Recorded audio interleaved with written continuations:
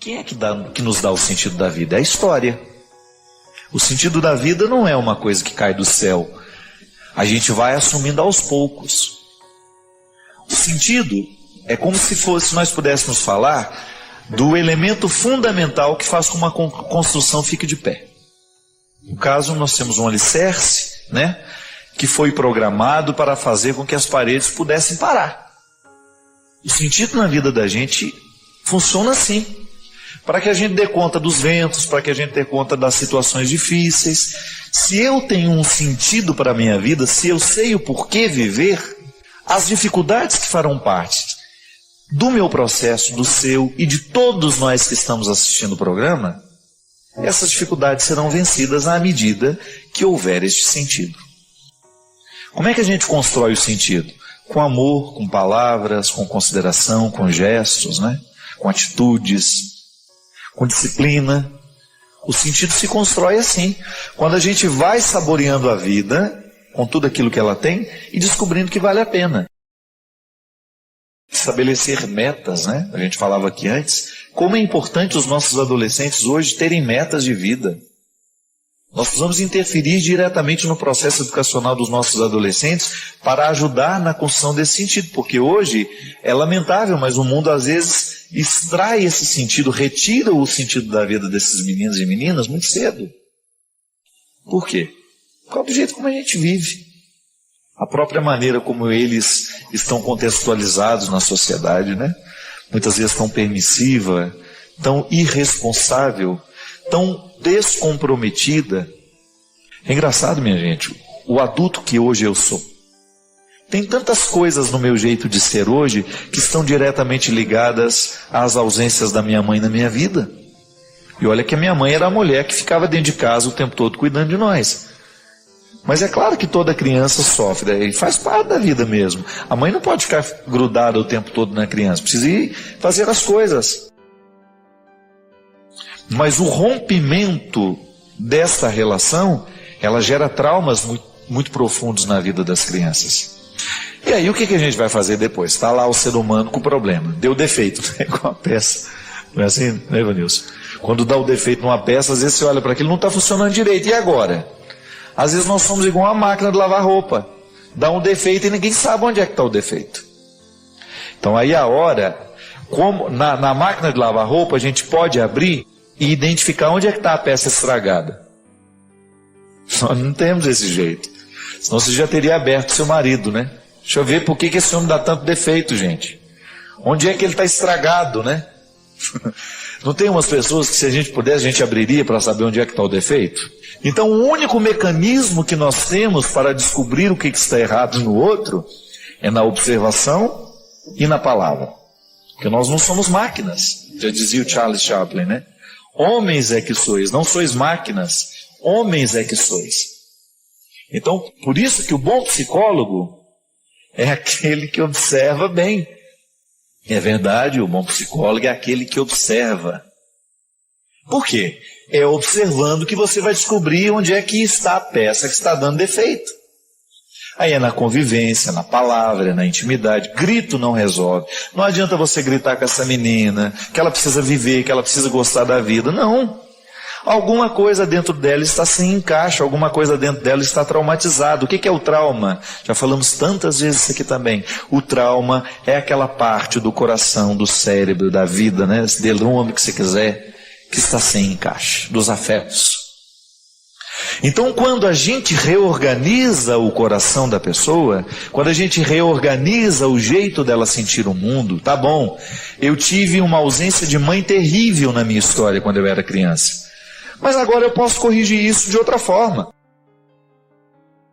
Eu posso ter a segurança através de um irmão, eu posso retomar essa segurança através de uma amizade, de um relacionamento novo. E aí fazer de tudo para não jogar nesse relacionamento novo os meus traumas também, porque o risco é este. Então, observando bem os nossos filhos, nós vamos descobrir o porquê que é que ele neste momento está dando defeito. Por que a adolescência, gente, é uma época em que a gente dá tanto defeito? Porque é uma fase de transição, talvez a mais definitiva da vida. Você não é mais a criança que você era, mas você também não é um adulto ainda. É um estado de não ser, né? É uma coisa meio esquisita. Então por isso que o adolescente é tão rebelde, ele quer rebelar-se contra todos, ele não aceita regras, ele acha que está tudo errado. Você tem que ter paciência com esse tempo da vida, daqui a pouco ele entra no eixo de novo. Você disciplinando bem essa transformação, sendo capaz de compreendê-lo, ele nunca pode achar que você não o compreende. Porque até mesmo porque para você estabelecer o limite que ele vai ter que viver, você precisa mostrar que você tem interesse nesse processo dele. Não banalizar o que ele sente, né? Que às vezes nós banalizamos o que o outro sente. Ah, isso que você está sentindo é uma bobagem. Não, nunca diga isso. Se o outro está sentindo, então não é uma bobagem. Precisamos entender. Então às vezes, Helena, o que nos falta é olhar para essas pessoas que estão do nosso lado e ajudá-las a retirar aquele peso. Não é normal que a gente queira morrer hora nenhuma, né? Se de repente a gente está perdendo o gosto pela vida, cuidado. Não deixe isso crescer dentro de você. Semana passada eu tive um encontro que me ensinou muito, mais uma vez, isso que eu estou dizendo. Um amigo meu me procurou e me contou que tinha feito algumas escolhas que não estavam de acordo com o que ele é. Sabe quando você descobre que existe uma inaptidão entre aquilo que eu sou e aquilo que eu estou fazendo? Por exemplo, Vanilson é pianista. Bom, né? Se de repente retira o piano da sua vida, Vanilson, e fala assim, você não vai poder mais tocar esse piano. Você vai sofrer, não vai? Porque a música faz parte da sua vida. Está no seu sangue. Olha o que é bonito. Está no sangue. Isso é uma expressão muito séria. Se está no sangue é porque faz parte de mim. Se porque está de fora, não faz parte de mim. Essa roupa pode até me servir, mas não faz parte de mim. Eu sou o Padre Fábio mesmo sem essa camisa. Sem esse sapato. Eu trouxe. Mas posso mudar, posso vestir uma outra. Agora, aqui dentro, existe uma realidade que pede, que clama o tempo todo por coerência. Eu preciso estar no lugar certo. Então, quando eu começo a permitir que o meu ser fique habitando um lugar para o qual ele não foi feito, eu começo a comprometer o sentido da minha vida. E era justamente sobre isso que falava o meu amigo, chorando, dizendo, eu estou no lugar errado, fazendo a coisa errada. Estou traindo a minha essência, estou traindo o que eu sou. Não pode. Não pode ficar um dia a mais. Se você descobre que você está traindo a sua essência, insistindo em ficar numa situação para a qual você não foi feito, você está comprometendo o sentido da sua vida. Minha gente, o que Jesus fazia com as pessoas era isso. Encontrava a pessoa certa no lugar errado e fazia o quê? Dava um jeito de orientá-la para que ela estivesse no lugar certo. É igual planta. Se você desconsidera a natureza da planta, aquela planta foi feita para lugares úmidos, eu insisto em transplantá-la, tiro ela do lugar úmido e coloco no lugar seco. Não espere, não adianta fazer nada, ela vai morrer. E você sabe que eu olho para o meu jardim lá, que agora eu estou tendo a oportunidade de cuidar, eu fico vendo o que Jesus fazia com as pessoas. É a mesma coisa comigo, minha gente. Eu também sou uma planta que se estiver no lugar errado eu morro. Eu fico tão feliz, sabe, de saber que a cada dia eu descubro que eu nasci para ser padre. Porque eu me sinto padre nas pequenas coisas, ainda que eu não me exerça o tempo todo no ofício mais tradicional do ser padre. Porque eu sinto isso dentro do meu coração. Eu sinto vontade de colocar a pessoa certa no lugar certo, sabe? Isso faz parte de mim desde petitinho. Eu gosto de colocar o lugar certo para as pessoas. Eu gosto de ver as pessoas no lugar certo, sendo quem elas são, assumindo o papel que elas precisam assumir. E quem sabe hoje Deus me dá a oportunidade de falar com você que está se sentindo no lugar errado. A planta certa, plantada no solo errado. Não tenha medo. Não tenha medo de olhar para o lugar que você está. A vida que você está vivendo. E mexer nisso tudo. Ninguém nasceu para ser drogado. Ninguém nasceu para ser triste. Para ter problemas, sim, porque faz parte da vida. Mas ficar o tempo todo alimentando um processo de depressão, de angústia, de ansiedade, não. Passa. De vez em quando a gente se entristece, de vez em quando alguém vai fazer alguma coisa errada para nós, alguma coisa ruim que vai nos machucar, mas você passa. Se você estiver plantado no lugar certo, você suporta tudo isso. Conversão é isso. É você dar os passos para ocupar o lugar certo. A realização que eu quero, que você quer e que Deus já quis muito antes de nós. É isso que eu lhe desejo. Que no dia de hoje você possa ir dormir, pelo menos incomodado com isso. Que você acorde amanhã, que você vá dormir assim e que você acorde disposto a viver bem o seu lugar no mundo. Não imagine muito não, viu? Olhe para o seu redor, olhe ao seu redor e descubra o que você pode fazer hoje para que você possa ser a pessoa certa no lugar certo. Muitas vezes algumas pessoas conseguiram chegar a um nível de evolução espiritual que nós cristãos não conseguimos ainda. Se você tirar o microfone, para. Pode tirar o cabinho, mas o outro não. Muitas vezes nós não vamos conseguir chegar ao resultado do cristianismo, mesmo estando dentro de uma estrutura cristã, porque nem toda estrutura cristã favorece o crescimento do cristianismo. Às vezes as nossas estruturas cristãs estão tão viciadas quanto as outras estruturas que não são cristãs. Por isso que eu nunca trabalho com a possibilidade de que eu estando dentro da igreja, eu consigo ser mais cristão do que o outro que não está. Foi depois que tirou aqui, não foi não? Então tira e vamos sem o microfone do Instagram, melhor. Veja se melhorou. Não está carregando?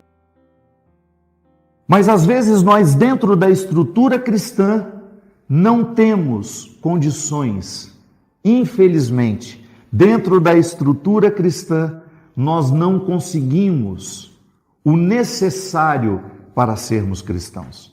Por quê? Porque não é garantia. Crer em Deus não é só professar a teoria. Crer em Deus não é só dizer teoricamente que nós acreditamos nele. E às vezes, dentro de uma estrutura cristã, nós nos contentamos em dizer que acreditamos em Deus e ficamos protegidos pelo discurso. Ficamos protegidos pela premissa de que nós, crendo em Deus, já está tudo garantido. Não, o que está garantido é quando a crença em Deus nos torna pessoas melhores. O que vai garantir é quando a nossa crença em Deus transformar a nossa vida.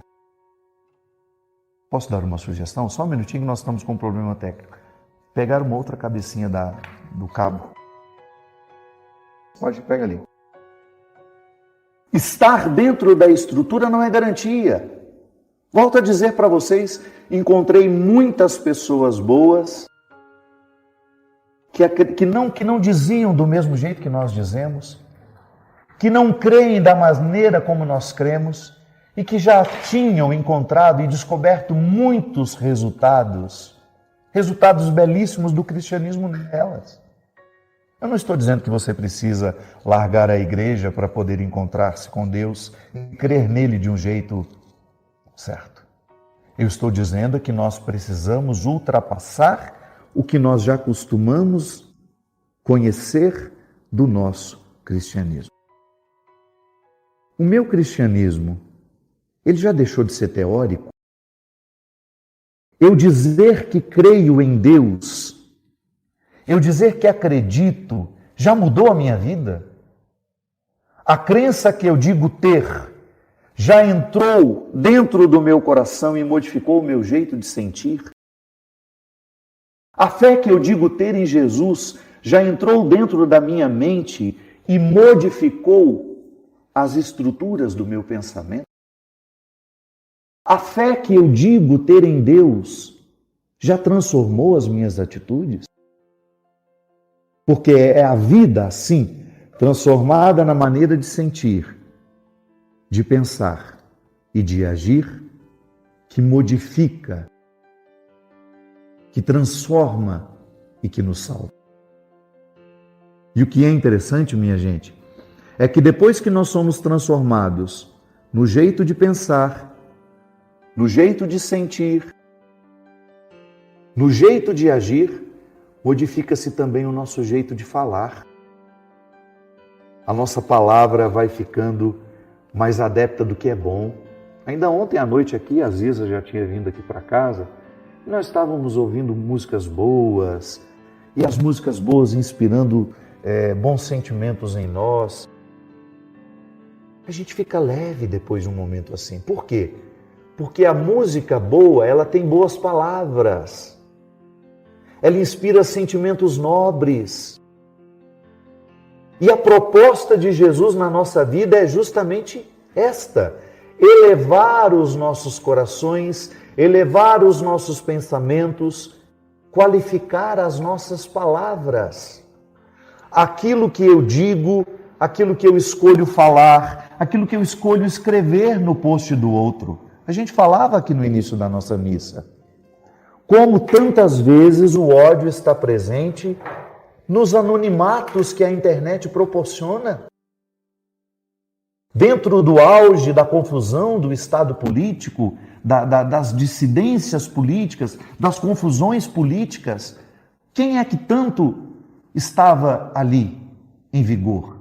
Os perfis falsos, os robôs, que não são outra coisa senão instrumentos diabólicos no mundo de hoje.